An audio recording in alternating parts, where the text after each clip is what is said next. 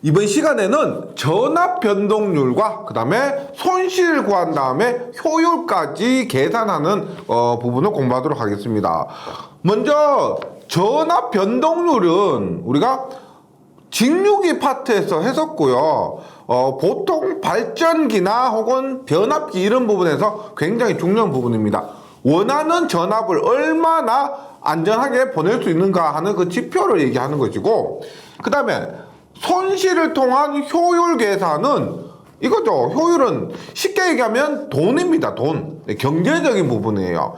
그래서 우리가 전압 변동률과 효율 부분을 앞에서 했었죠. 직류 발전기 할 때 했었는데, 이 부분이 교류기이다 보니까 직류기보다는 조금 복잡합니다. 왜? 교류니까 리액턴스 부분도 존재를 하게 되고, 그 다음에 역률도 존재합니다. 그래서 같은 공식도 있지만은 조금 변형된 공식도 있는 것. 그래서 비교하면서 한번 정리를 해주시기 바라겠습니다. 먼저 전압 변동률입니다. 우리가 전압 변동률은 전격 전압 부분의 무부하 전압 마이너스 전격 전압입니다. 이것을 곱하기 100으로 나타내면 퍼센트가 되죠. 전압의 변동률이에요.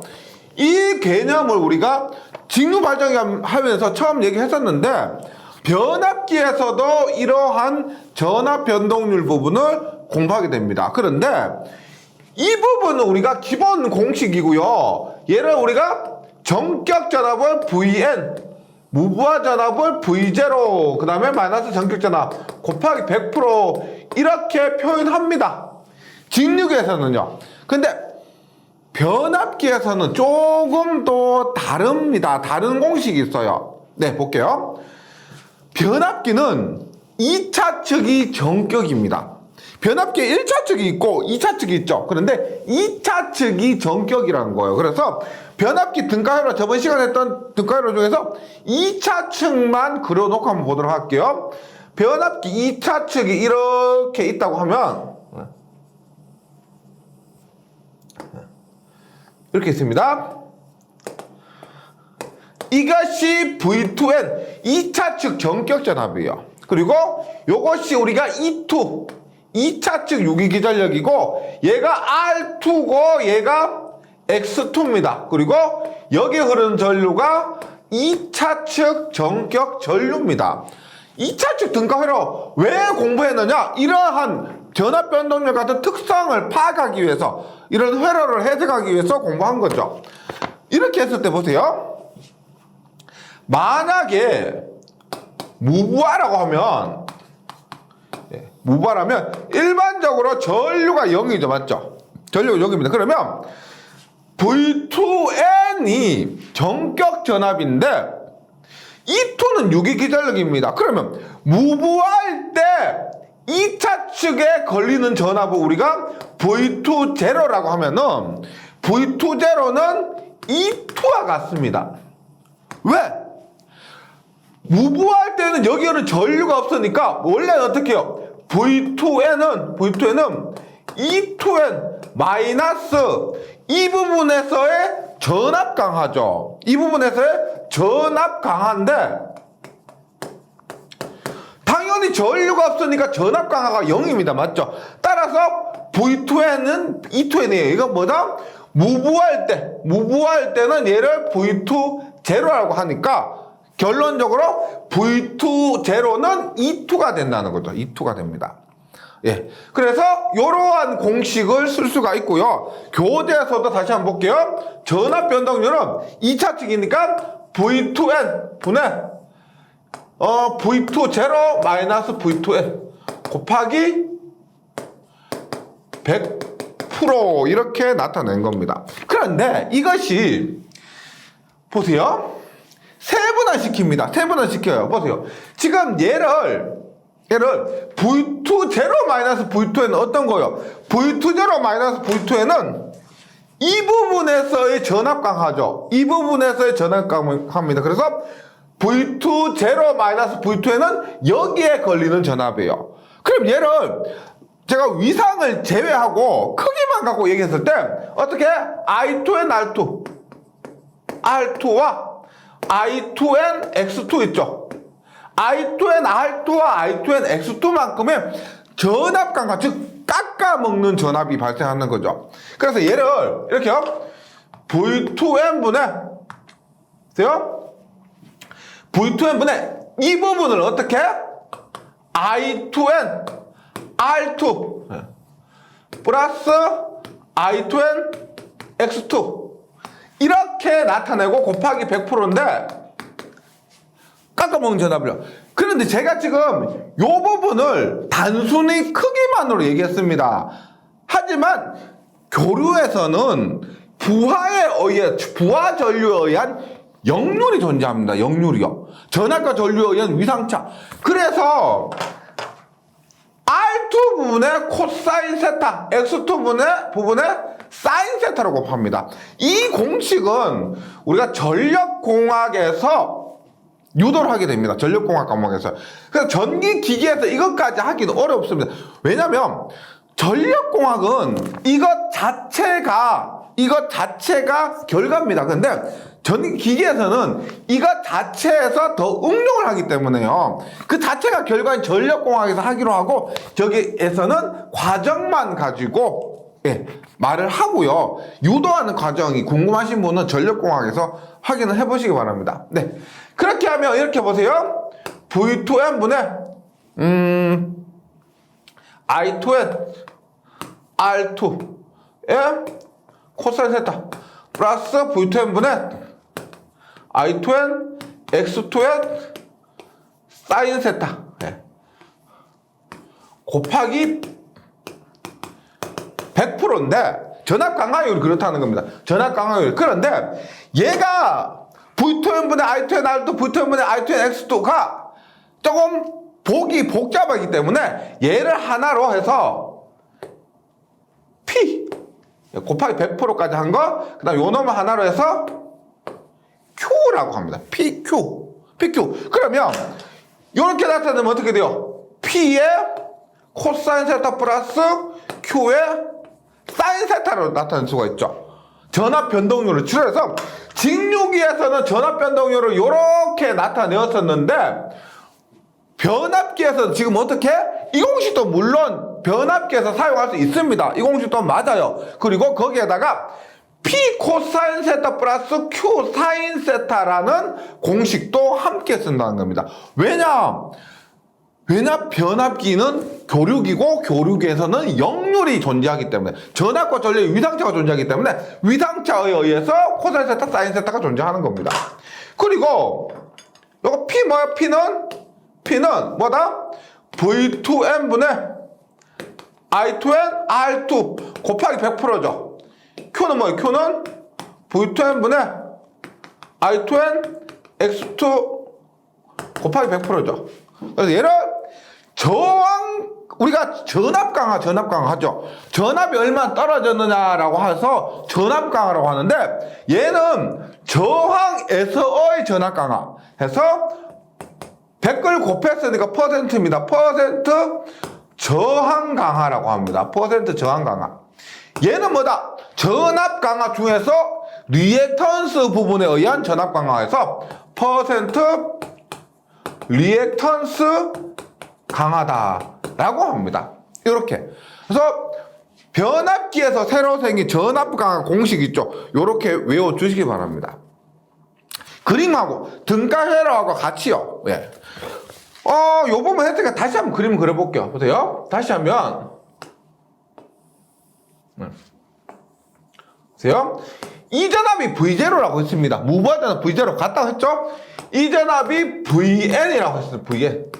그 다음에 R2의 X2고 I2n. 요것을 2차 측이라고 해서 V20, V2n이라고 합니다.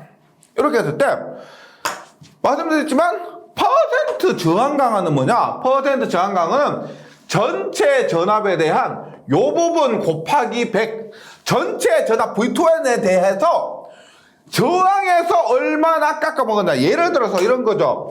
얘가 100V인데 저항에서 2를 깎아먹었고 2V 깎아먹었습니다. 그 다음에 요 리액턴스에서 3V 깎아먹었어요. 그러면 퍼센트 저항 강화는 뭐냐?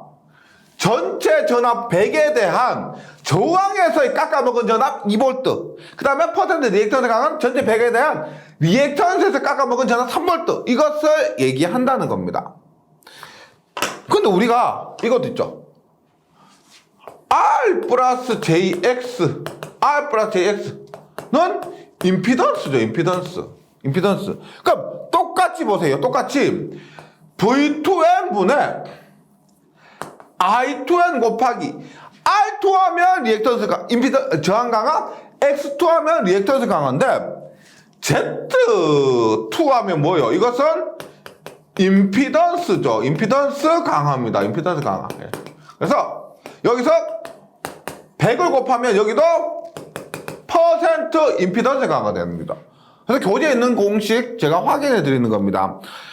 퍼센트 임피던스 강화, 퍼센트 임피던스 강화, 요것도 우리가 퍼센트 임피던스라고 하고요. 퍼센트 임피던스는 V2N분의 I2N 곱하기 Z2 곱하기 100%입니다. 보세요. 퍼센트 임피던스는 V2N분의 I2N Z2 곱하기 100%인데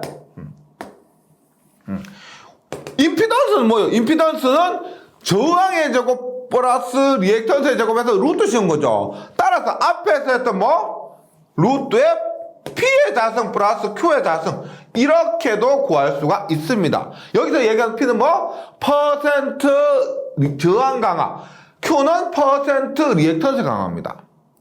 그리고 이 퍼센트 임피던스 얘 들어보셨죠? 언제? 저번 장에서 동기기 할 때보다 단락비 K는 퍼센트 임피던스 분의 100 할 때 그 퍼센트 임피던스 있죠? 그겁니다. 그것을 변압기에서 더 구체적으로 이런 식으로 구할 수가 있다는 거죠. 네, 요것도 정리를 해주시고 그 다음에 보세요.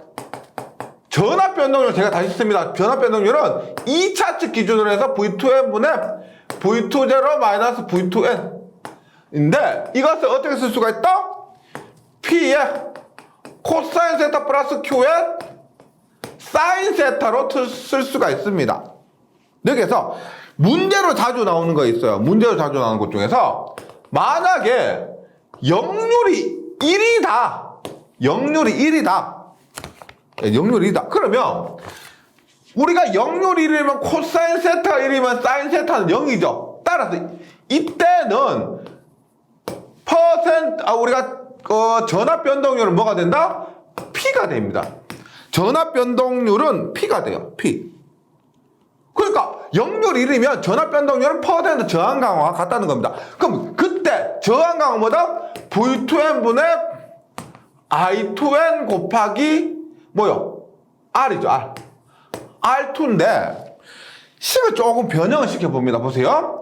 분모 분자에 I2N분의 I2N 지금 다 제가 2차측 기준으로 하고 있습니다. I2N분의 I2 그 다음에 여기에서 이 R을 1, 2차측 우리가 한산은 있죠. 전체 R이라고 볼게요. 전체 R 그냥 R2를 하지 말고 전체 R이라고 봅니다. 그러면 보세요. V2N 곱하기 I2N 하면 전압 곱하기 전류니까 전격 전압 곱하기 전격 전류는 뭐다? 전격 전력이죠. 전격 전력. 그 다음에 I2N 곱하기 R 곱하기 I2N 하면 I2N 제곱 곱하기 R입니다. 결국 뭐다? I의 제곱 곱하기 R 전류의 제곱 곱하기 R은 저항에 흐르는 전류의 제곱 곱하기 저항하면 그것이 저항에서의 손실입니다. 뭐죠? 동손입니다. 동손. 네, PC. 그래서 역률이 1일 때는 우리가 전압 변동률이 지금 전압 변동률이죠. 전격 전압분의 전격 용량분의 동손으로 바꿀 수가 있습니다. 그리고 여기가 퍼센트가 있으니까요. 곱하기 100% 해주면은 즉 역률 1일 때 전압 변동률은 전격 용량분의 동손으로도 표현할 수가 있습니다. 그래서 여기 나온 것이 전압 변동률이 여러 가지 식으로 쓸 수가 있다는 것을 말씀을 드린 겁니다. 그 다음에 우리 이렇게 해서 나온 것 중에서 중요한 게 뭐냐면 퍼센트 임피던스입니다. 퍼센트 임피던스. 우리가 동기기 할 때 뭐였어요? 퍼센트 동기 임피던스였죠. 퍼센트 동기 임피던스였는데 얘가 동기기 할 때는 단락비를 구하는데 이 퍼센트 동기 임피던스가 유용했습니다. 그런데 우리가 이런 게 있어요. 이렇게 차단기라는 게 있어요. 교류 차단기 12라는 게 있어요. 12. 12가 있으면 이 12가 차단기가 얘가 트랜스포머 변압기를 보호하는 목적으로 사용이 됩니다. 얘를 왜 하냐면 보세요. 이 변압기에 퍼센트 임피던스를 구하면은 이 퍼센트 임피던스를 구해서 이 차단기에 용량을 구할 수가 있습니다. 용량, 즉 단락 용량이란 것은 퍼센트 임피던스분의 100 곱하기 전격 전류입니다. 단락 전류는 퍼센트 임피던스 이렇게 구한 퍼센트 임피던스분의 100 곱하기 전격 전류입니다. 무슨 말이냐면 평상시에 흐르는 전류가 전격 전류라고 했을 때요. 전격, 가장 좋은 상태, 평상시에 흐르는 전류 했을 때 퍼센트 임피던스분의 100을 곱하면은 단락 전류가 된다는 겁니다. 단락 전류 뭐냐면 여기에 단락 사고가 났을 때 여기 차단기에 흐르는 단락 전류입니다. 예를 들어서 평소에 흐르는 전류가 100A라고 하잖아요. 그러면 단락 사고는 쇼트예요. 쇼트 사고가 나면은 1000A가 흐릅니다. 평소에 100A 흐르는데 단락 사고 나면 1000A가 흐릅니다. 그러면 이 단락 전류의 값을 알아야만 이 차단기를 설계를 할 수가 있습니다. 아, 이 차단기는 어떤 단락 전류가 흐르더라도 어떤 단락 전류가, 그러니까 단락 전류 얼마까지 버틴다. 얼마의 단락 전류가 흘러도 차단한다. 그런 것을 설계가 할 수가 있습니다. 실제로 굉장히 중요한 개념이에요. 네. 그다음 퍼센트 임피던스 분의 100을 전격 전류, 평상시에 흐르는 전류를 곱하면 단락 전류, 사고가 났을 때 흐르는 이 전류를 구할 수가 있고, 그 다음에 단락 용량은 퍼센트 임피던스분의 100 곱하기 전격 용량입니다. 즉 평상시에 100의 차단기의 용량을 가지고 있는데 단락 사고가 났을 때는 굉장히 큰 용량에 버텨야 합니다. 그 용량을 계산할 수 있습니다. 이 두 개의 공식도 앞에서 마찬가지로 전력공학 시간에 유도를 하게 됩니다. 전기 기기 과목에서는 요 부분을요, 그냥 암기해 주시고요. 확인은 전력공학에서 해 주시기 바랍니다. 네, 요렇게, 하고, 이런 의미에서 이 퍼센트 임피던스가 굉장히 중요합니다. 전기 기기 전력공학 부분에서요. 그 다음에, 최대 전압 변동률은 퍼센트 임피던스와 같습니다. 최대 전압 변동률은 이건 뭐 암기해 주시기 바랍니다. P의 제곱 플러스 Q의 제곱 퍼센트 임피던스와 같죠. 예. 그 다음에 최대 전압 변동률을 발생하는 역률, 최대 전압 변동률을 발생하는 역률은 Z분의 R이죠. 이런 의미에서 얼마 Z P의 자승 플러스 Q의 자승분의 R 대신에 P를 쓴 겁니다. 요거 두 개씩은 따로 외워주시기 바라고요. 그래서 최대 전압 변동률과 최대 전압 변동률을 발생하는 역률은 이렇게 된다고 가끔씩 한 번씩 시험에 나오게 됩니다. 계속해서 임피던스 전압과 임피던스 와트예요. 임피던스 전압과 임피던스 와트 봅니다. 임피던스 전압, 임피던스 와트는 너무 어렵게 생각하지 마시고, 임피던스 전압은 임피던스에 걸리는 전압입니다. 임피던스에 걸리는 전압. 임피던스 와트는 유효 전력의 단위죠. 와트는 유효 전력의 단위입니다. 그래서 얘는 한마디로 동선으로 볼 수가 있습니다. 임피던스 와트지만 임피던스 부분에서의 유효전력. 임피던스에서 유효전력은 동선입니다. 이렇게 봅니다. 우리가 변압기, 예. 이렇게 등가회로 1, 2차를 다 그리고 나서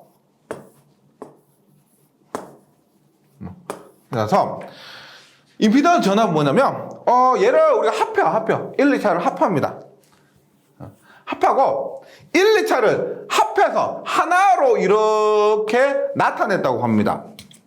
1차, 2차 임피던스를 1차 저항과 2차 저항 합쳐서 요거 1차 리액턴스와 2차 리액턴스 합해서 요거라고 했을 때 임피던스 전압은 뭐냐면 보세요. 일단 중요한 게 단락을 시켜요. 단락을 시킵니다. 단락을 시키고 여기에 전압을 가합니다. 100V를 가요. 그러면 이 임피던스 전압은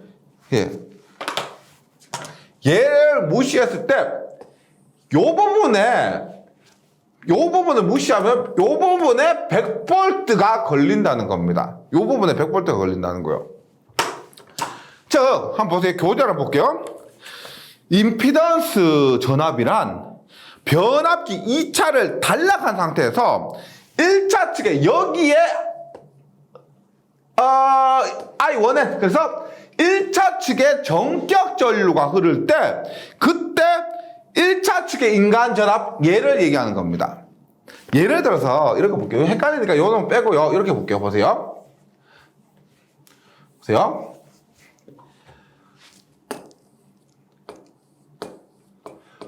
원래는 변압기에다가 부하를 연결합니다. 원래 변압기 부하 연결하죠. 그럼 얘가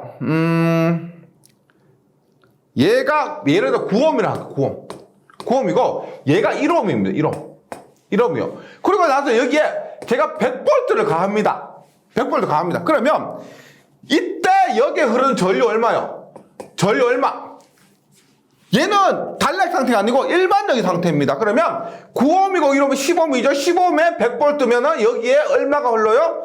전류는 10분의 100 하니까 10A가 흐릅니다. 10A.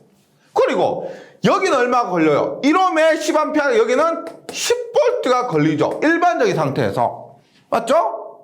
그런데 단락 시험, 우리가 여기에서 임피던스 전압을 구하기 위해서 단락을 시킵니다. 단락을 시켜가지고 100V를 가는 게 아니고요. 0V부터 서서히 증가시킵니다. 0V부터 서서히 증가시켜요. 그러면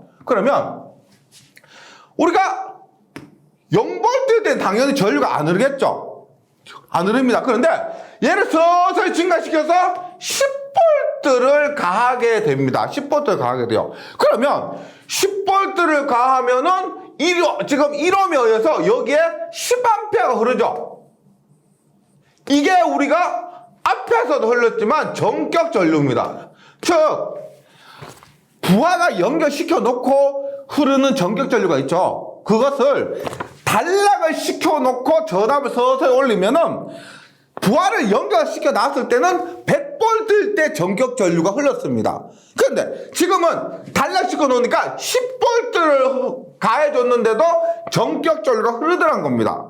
그때 전격 전류가 흘렀을 때 가한 전압 10V 있죠. 이게 뭐다? 임피던스에 걸리는 전압이에요.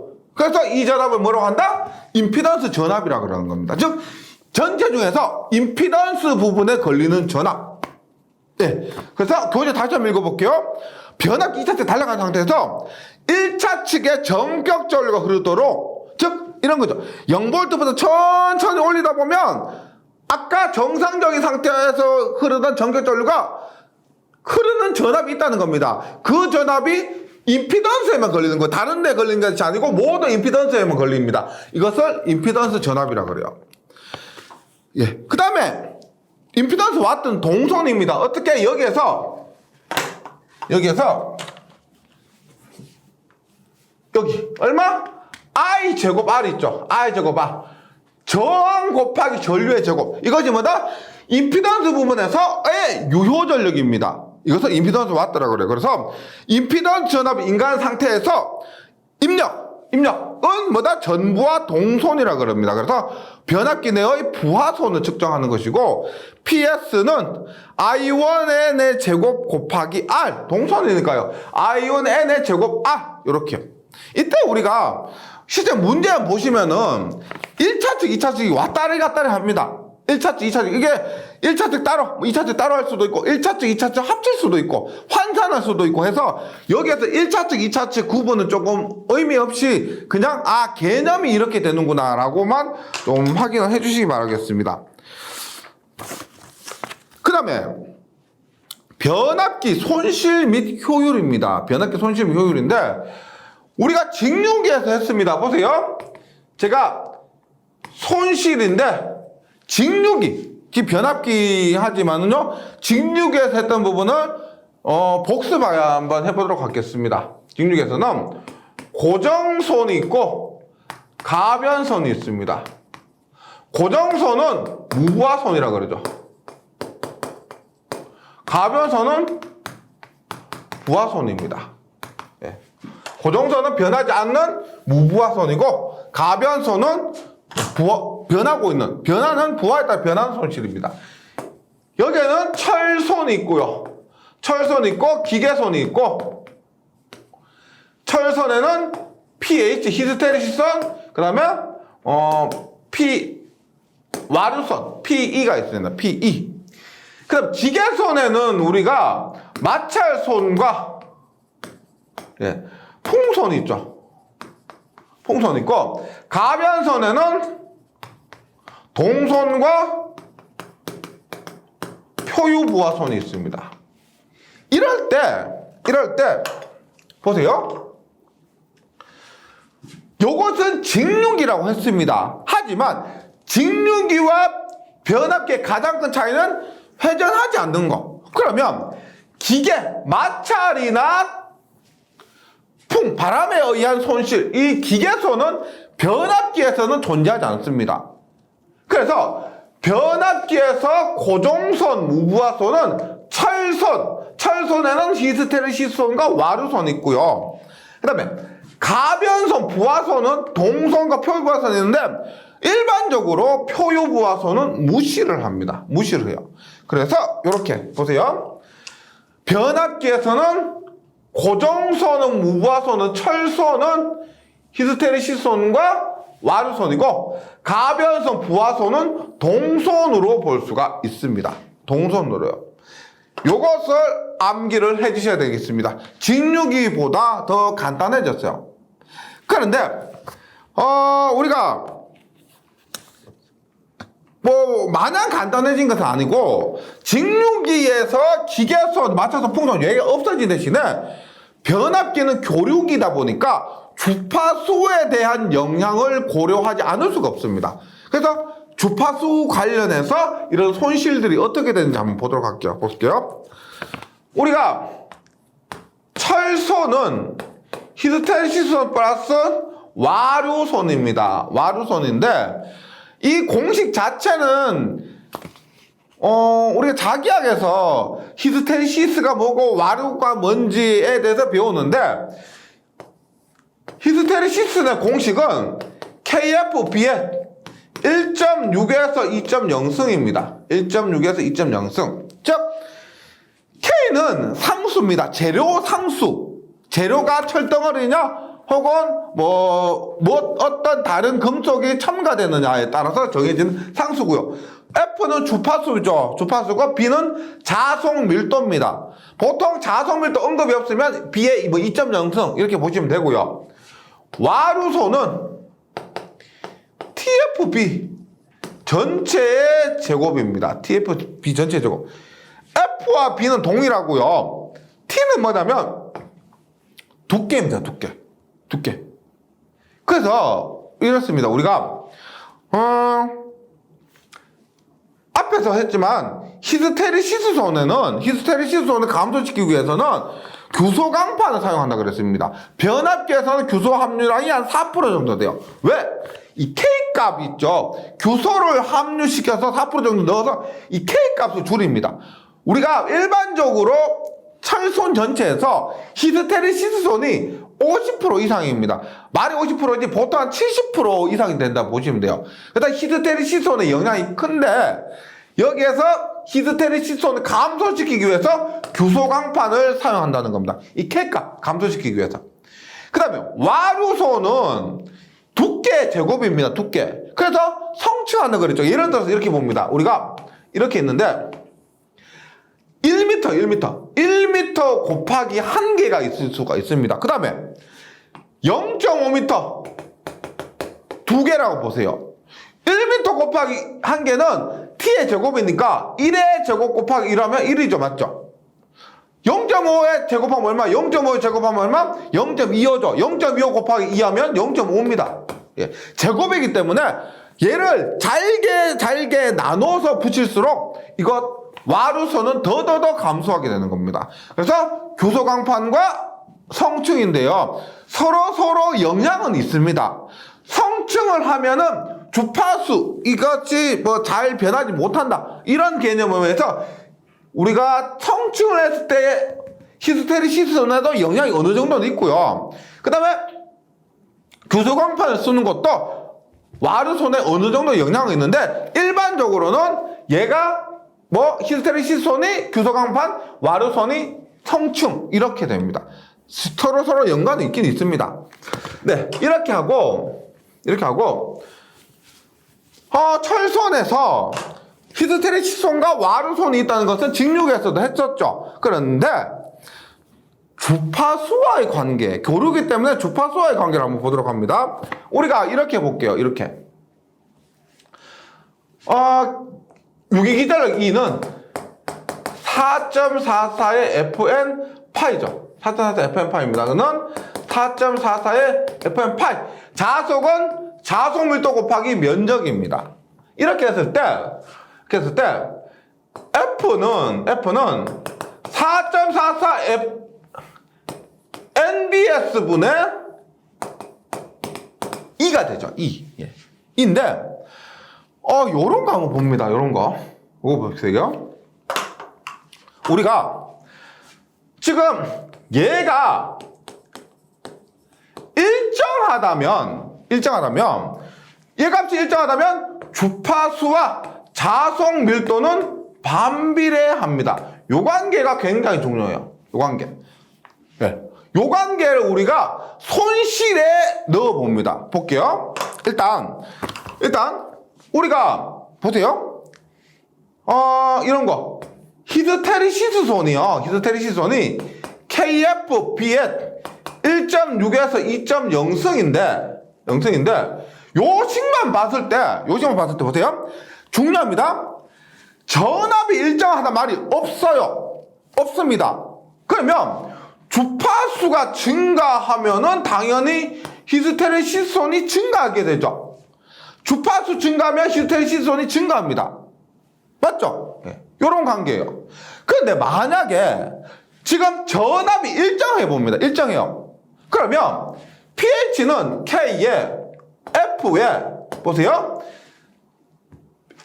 F는 B분의 1이니까요. B는 F분의 1입니다. 그러면 2승이라고 했을 때 어떻게? B는 F분의 반비례하죠. 이것의 제곱이요. 그러면 얼마? 히스테리시스손은 F고 F제곱이니까 F분의 1이 되는 겁니다. 즉 이때는 F가 증가하면은 히스테리시스손은 감소하는 거죠. 외우셔도 되는데 이 관련 문제가 필기뿐만 아니고 실기에도 굉장히 자주 나옵니다. 우리가 지금 하고 있는 이 파트가요. 지금 하고 있는 이 부분이 필기, 실기 가리지 않고 굉장히 자주 나오는 부분입니다. 엄청 중요해요. 네. 그래서 다시 강조드리는데 교재에도 있습니다. 보세요. 일반적으로 히스테리시스손은 F의 비례입니다. 비례. 요거 비례인데 만약에 전압이 일정하면 pH는 F분의 1의 비례, 즉 주파수에 반비례한다는 겁니다. 요 관계를 꼭 좀 기억을 해주시기 바랍니다. 네. 그래서 교재 있죠? 전압이 일정한 경우 히스테리시소는 주파수에 반비례합니다. 그 다음 교재에 있는 내용, 히스테리시소는 철소의 50% 이상을 차지합니다. 무조건 50% 이상을 차지하는데 일반적으로 한 70% 정도 된다고 보셔도 되고요. 변압기 효율에 미치는 영향이 크기 때문에 규소광판을 철심 재료로 사용을 합니다. 규소광판은요. 그 다음에 와류손, 맴돌이 전류손도 조금 전에 했죠. 두께와 주파수와 자소 밀도의 제곱에 비례하는데 와류선은 주파수 제곱에 비례합니다. 우리가 와류선 P는 F 제곱에 비례합니다. TFB 전체의 자성이니까. 그런데 만약에 전압이 일정하면 어떻게 돼요? 일정하면은 우리가 P는 TFB 전체 자성인데 B는 어떻게? B는 F분의 1이죠. 약분돼서 어떻게 전압 일정하면 P는 불변입니다. P는 불변. 그래서 전압이 일정하면은 와류선은 주파수와 무관하다는 겁니다. 전압 일정한 경우 와류선 주파수 무관. 요 부분이 외우시면 되는데 굉장히 헷갈려 하세요. 그리고 시험에서도 요즘에는 왜 이렇게 되는가? 그리고 제가 실기 얘기를 계속 하는데 왜 이렇게 하냐면요. 실기에서는 웬만한 부분은 필기에서 혹은 기본을 알고 계시다 생각하고요. 자세하게 할 수가 없어요. 그때 필기에서 했던 내용도 전부 구체적으로 할 수가 없기 때문에 이러한 부분은 필기에서 조금 준비를 해가시면 실기에서 확실히 수월합니다. 그 부분 때문에 제가 이렇게 강조를 드리고요. 그래서 또 와류선 보면 와류선은 철심 강판 두께의 제곱에 비례하므로 얇은 강판을 성층해서 사용을 합니다. 그래서 결론은 뭐냐? 전압이 일정한 경우 히스테리시소는 주파수에 반비례죠. F분의 1에 비례한다는 것은 반비례합니다. 따라서 주파수 증가, 히스테리시소는 감소해서 와류손은 상관없으니까 전체적으로 철손이 감소하게 되고 주파수가 감소하면 반대로 철손이 증가하게 됩니다. 네. 그리고 손실 중에서 유전체 손이라는 게 있습니다. 유전체 손은 뭐냐면 우리가 이렇게 권선이 이렇게 있으면 안쪽에 있는 이 부분이 도체죠. 도체인데 바깥 부분이 있죠. 이 부분. 요 절연물 부분 있죠. 이 부분은 우리가 유전체라고 합니다. 유전체. 그래서 전압이 높을 때 절연물의 유전체로 의해서 생기는 손실인데 일반적으로 손실의 종류에는 포함이 되지만 무시하는 경우가 많습니다. 손실의 명칭 정도만 기억을 해주시고요. 근데 부하손인데 부하가 뭐예요? 부하는 곧 우리가 부하라고 해서 어렵게 생각하는데 부하를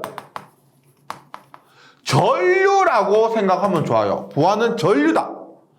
그래서 부하선은 뭐다? 전류에 따라 변하는 겁니다. 부하가 변한다? 전류가 변한다.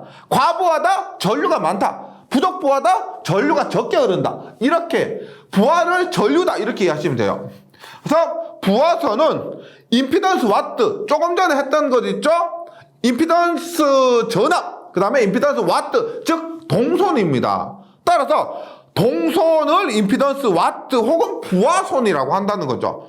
그리고 그것은 전류의 제곱 곱하기 저항입니다. 전류의 제곱 곱하기 저항이고 동선이 뭐예요? 구리죠. 구리해서 C입니다. C.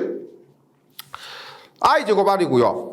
그 다음에 부하선에 표유부하선도 있습니다. 표유부하선은 뭐냐면 일반적으로 권선 부분에 의한 손실은 동선이죠. 부하선입니다. 뭐냐? 권선 이외 부분의 누설 자석에 의해서 발생한 손실이기 때문에 이것을 우리가 계산하기가 다소 어렵습니다. 즉 전체 입력에서 전체 손실을 빼면 전체 출력이죠. 전체 손실에서 기계손, 우리가 철손 빼고요. 그 다음에 동손 빼고, 유전체손 빼고, 나머지가 표유부하선입니다. 그래서 표유부하선은 어떻게 보면 구하기 어려운데 이것을 정의를 하자면 권선 이외 부분의 누설 자속에 의한 손실을 표유부하선이라고 합니다.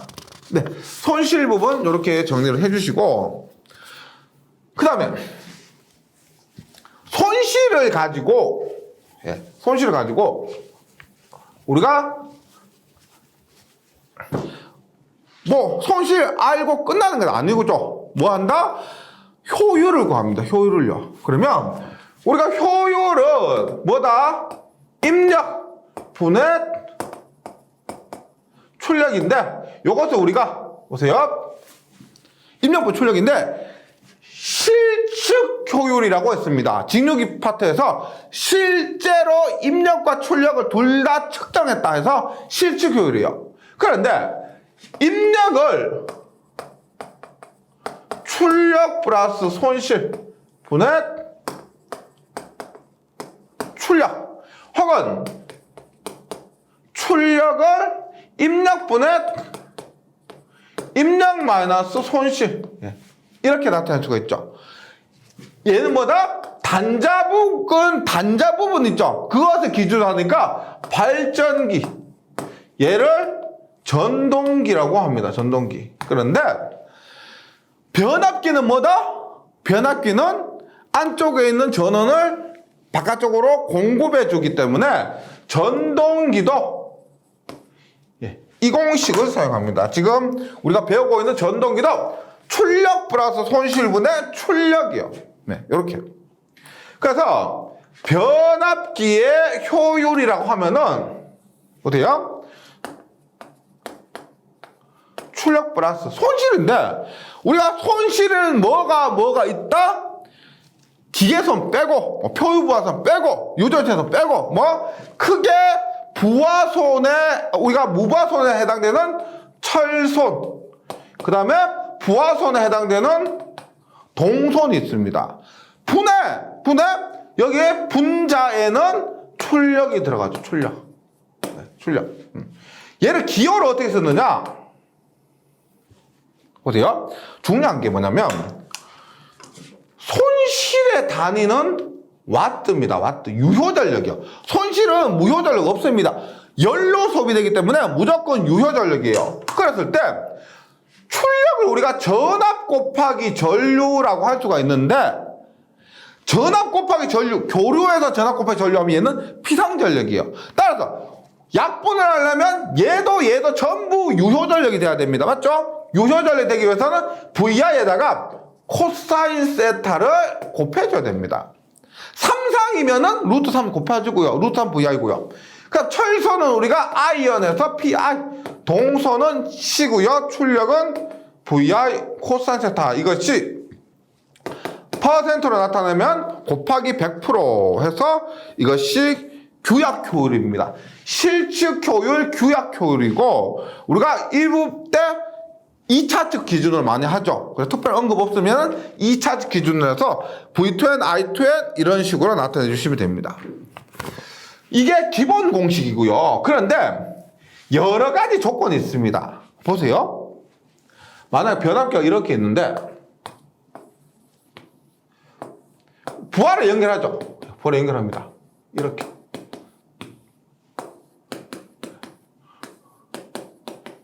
부하는 모두 병렬로 연결하는 거 아시죠? 우리가 전격 전압을 공급하기 위해서는 부하는 병렬로 연결해야 됩니다. 그런데 이렇게 연결했을 때 정격 상태가 있습니다. 만약에 지금 1kW짜리가 5개인 이 상태가 정격이라고 합니다. 이 상태가 가장 이 변압기로서는 좋은 상태예요. 딱 우리가 작게 공급한다고 해서 변압기가 좋은 상태 아닙니다. 변압기가 설계된 것은 정격 상태 기준으로 설계된 것이기 때문에 우리가 여기에서 예를 들어서 5개가 연결된 상태가 정격 상태라고 했을 때 이것을 우리가 정격이라서 1이라고 보면은요, 만약에 3개가 연결된 상태라고 하면 3개가 연결된 상태라고 하면 어떻게?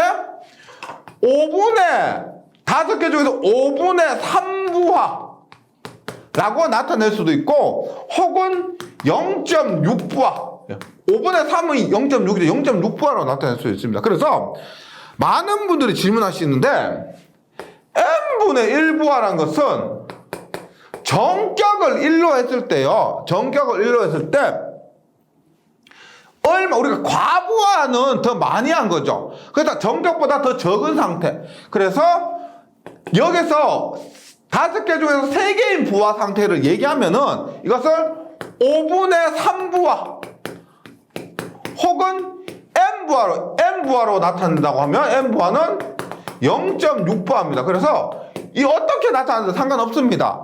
어떻게 나타내도 상관없어요. 만약 과부하 6개를 연결했다. 그럼 어떻게? 6개 연결했다? 5분의 6부하 과부하 얼마? 1.2부하 과부하. 이거 같은 얘기죠. N부하로 나타낼 때도 있고 N분의 1부하라고 나타낼 때도 있습니다. 네. 그렇게 했을 때 뭐냐 보세요. 부하는 전류라 그랬죠. 부하는 전류입니다. 그러면 우리가 얼마? VI의 코사인 세타 플러스 PR 플러스 PC에서 VI 코사인 세타에서 N분의 1부하 할 때는 전부하가 아니고 N분의 1부하 좀 말씀드렸던 5분의 3부하 혹은 0.6부하 할 때는 어떻게 되느냐, 얘는 우리가 전류와 상관이 있습니다. 전류. 얘가 만약에 부하가 5분의 3이 되면 전류가 5분의 3이 되는 거예요. 따라서 전류 들어간 것에 N분의 1을 곱해주면 됩니다. 얘 전류 들어갔죠? 얼마? N분의 1에 VI 코사인 세타. 철소는 무부하선입니다. 부하하고 상관없죠? 그래서 철소는 그대로 PI가 되고, 동소는 앞에서 뭐라 그랬어? 동소는 I의 제곱 R이죠. I의 제곱 R. 전류의 제곱에 비례합니다. 부하가 N분의 1이 되면 전류도 N분의 1이 되는데 전류의 제곱에 비례하니까 얘는 어떻게? N분의 1의 제곱 PC가 되는 거죠. N분의 1 제곱 PC. 요 관계에 의해서. 예. 그리고 출력은 어떻게? N분의 1의 VI 코사인 세타. 이 공식을 대놓고 외우려고 하면 어렵습니다. 이거 필기보다 있죠. 필기에서 잘 나오죠. 실기에서 엄청 잘 나옵니다. 그럴 때 이 공식을 외워서 하시는 분은 꼭 실수하시죠. 이렇게 한번 끄집어내 보시기 바랍니다. 이 공식이 왜 나왔는지를 처음부터 한번 흘러와 보시기 바라고요. 그 다음에 전일 효율입니다. 전일 하루 종 데이죠. 데이인데 이런 거 한번 보세요. 우리가 공장에서 변압기를 통해서 부하에 전기를 공급합니다. 네. 그런데 우리가 공장에서 이 공장에 부하를 공급하는데 보통 우리가 근무를 확실하게 해요. 아침 9시부터 저녁 8시까지 18시까지만 공장을 가동합니다. 점심시간도 칼같이 근무하지 않고요. 하루 8시간만 근무한다고 할게요. 그러면 우리가 여기에 공장에서 기계들을 가동하는 시간은 8시간이에요. 8시간인데 한전에서 보세요. 우리가 공장에서 기계를 가동하지 않는다고 이 변압기의 차단기를 내려버리진 않죠. 공장에서 전원을 가동하지 않는 시간에도 한전에서 변압기에는 항상 전력을 공급한다는 겁니다.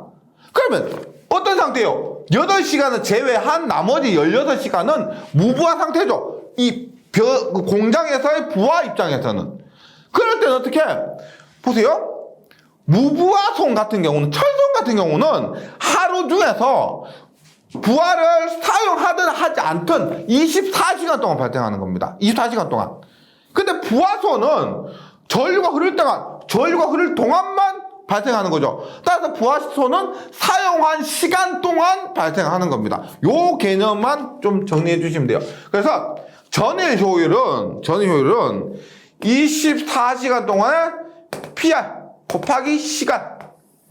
24시간 동안에 PO 시간. 즉 24시간 동안 하루 동안에 입력 전력 양입니다. 우리 앞에서 여기 효율을 얘기할 때는 손실이나 이런 것도 전부 전력으로 얘기했는데 전일 효율 할 때는요, 하루 동안을 얘기하기 때문에 24시간 동안의 입력 전력장분의 24시간 동안의 출력 전력량이 됩니다. 그래서 100% 부하라고 보고요. n분의 1 빼고요. 보세요. 사용한 출력은 사용한 시간 동안 출력이 되는데 철손 같은 경우는 무부하손 같은 경우는 24시간 동안 발생하는 24시간 동안. 그 다음에 동손도 사용한 시간, 출력 이렇게 되는 거죠. 그래서 NP 플러스 24PI 플러스 NPC분의 NP라는 공식이 나오게 됩니다. 네. 그 다음으로 이런 거 볼게요. 이런 거 봅니다. 최대 효율 조건이요. 최대 효율 조건은 우리가 회로 이론에서 이런 부분 배웁니다. 최대 전력 전달 조건. 최대 전력 전달 조건은 내부 저항과 부하 저항이 같을 때, 여기에서 내부 저항은 변하지 않는 저항이고요. 부하 저항은 변하는 저항입니다. 그래서 변하지 않는 것과 변하는 것이 같을 때 최대 전력이 전달되는 것처럼 최대 효율도 마찬가지로 이렇게 이해하시면 돼요. 변하는 손실, 뭐다? 부하손과 변하지 않는 손실, 무부하손이 같을 때 최대 효율이 나온다는 겁니다. 최대 전력 전달 조건과 마찬가지로 최대 효율도 그렇게 돼요. 그래서 최대 효율 조건은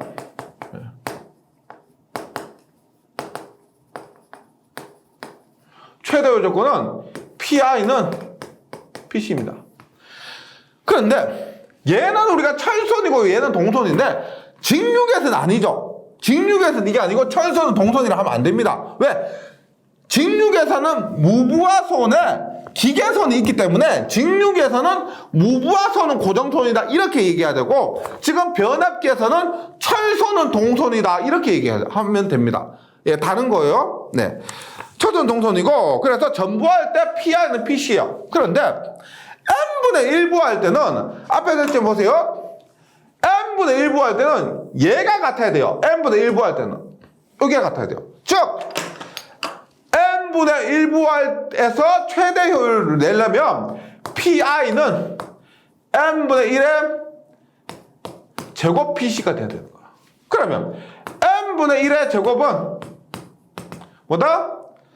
PC분의 PI가 되고, n분의 1은 루트의 PC분의 PI가 된다 이 말이에요. 예를 들어서 보세요. PC가 2예요. PI가 1입니다. 동손이 2kW고 철손이 1kW라고 하면 얼마예요? 0.707이죠. 0.707. 즉 70.7% 부하에서 70.7% 부하에서 동손과 철손이 1대 1이면 70.7% 부하에서 최대 효율을 낸다. 이렇게 이해하시면 되겠습니다. 네, 이렇게 되고요. 그 다음에 이때 효율 맥스는 보세요. 최대 효율 때 출력. 예. 출력은 최대 효율 때 출력인데, 우리가 최대 효율이면 철손과 동손, 어쨌든 철손과 동손이 같죠. 그런데 동손은 변하는, 철손은 변하지 않죠.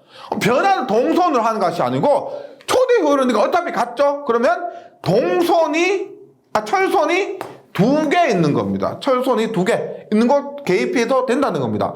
어차피 얘하고 같으니까 2배의 PI가 되는 거죠. 최대 효율 시의 출력 플러스 2배의 PI분의 최대 효율 시의 출력이고요. 그 다음에 일정 시간 운전 시의 최대 효율 조건은 요겁니다. 요거 일정 시간 운전 시의 최대 효율 조건 하면 얼마? 24배의 PI는 NPC. 24배의 PI는 NPC. 그래서 보통 하루 종일 있죠. 여기 최대 일정 시간 했지만 여기서 말하는 일정 시간 것은 하루 종일이라고 보시면 됩니다. 이렇게 되고요. 그 다음에 이렇게 했을 때 보세요. 24배 PI NPC라고 했는데, 여기서 만약에 예를 들어서 운전 시간이 짧다요. 얘가 짧으면은 일단 얘가 짧으니까 같아지려면 철손이 작은 변압기를 사용해야 되겠죠. 그래서 우리가 예를 들어 공장 설계를 하는데 당연히 목적은 최대 효율입니다. 최대 효율을 운전해야 돼요. 그렇게 했을 때 8시간만 운전하는 공장이 있을 수가 있고 16시간 혹은 24시간 운전하는 공장이 있을 건데 변압기를 우리가 최대 효율을 내기 위해서 구입을 하죠. 설계를 하고 구입하는데 만약에 8시간만 운전하는 공장이라고 하면은 최대 효율을 내기 위해서 무바선이 철선이 작은 변압기를 사용하는 것이 맞다는 겁니다. 그리고 만약 얘를 작게 할 수 없다고 했을 때는 동선을 크게 해서 운전하는 것이 최대 효율을 위해서는 적절하다 이런 의미입니다. 이번 시간에 한 내용들이 제가 굉장히 강의 시간도 길었는데요. 그만큼 중요합니다. 필기에서 계산 문제 풀어보시면은 중요하다 느끼실 것이고 그 다음에 실기에서 가면은 이 부분이 있죠. 다시 한번 이 필기, 전기, 기기 교재 변압기 부분을 다시 한번 꺼내서 보게 되는 겁니다. 중요하니까요. 조금만 한번 다시 복습 한번 하고 문제풀이로 넘어가 주시면 좋겠습니다. 저는 다음 시간에 다시 뵙도록 하겠습니다. 수고하셨습니다.